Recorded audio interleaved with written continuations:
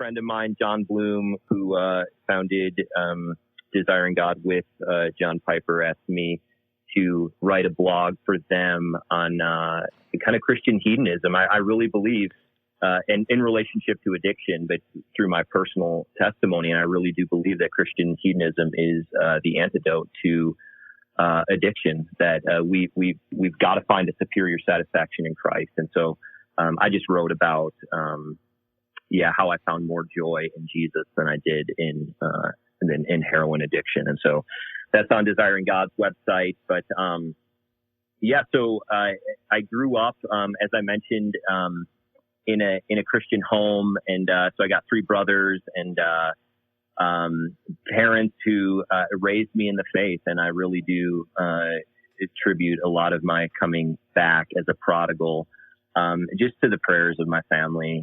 My mom in particular, I know, just prayed for me a ton.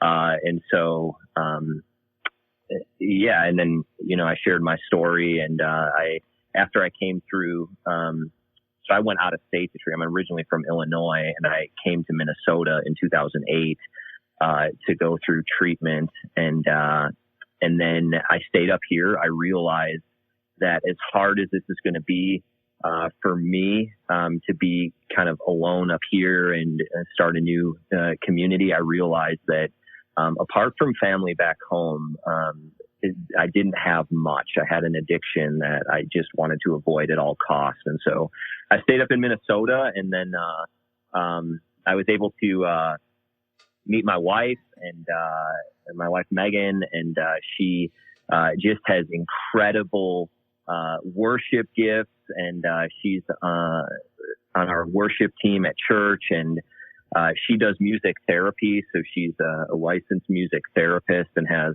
a similar passion to help people. And so, and so we've just feel like God has brought us together, and she's really been a faithful partner and helper in our marriage and in the ministry that God's called us to do. And so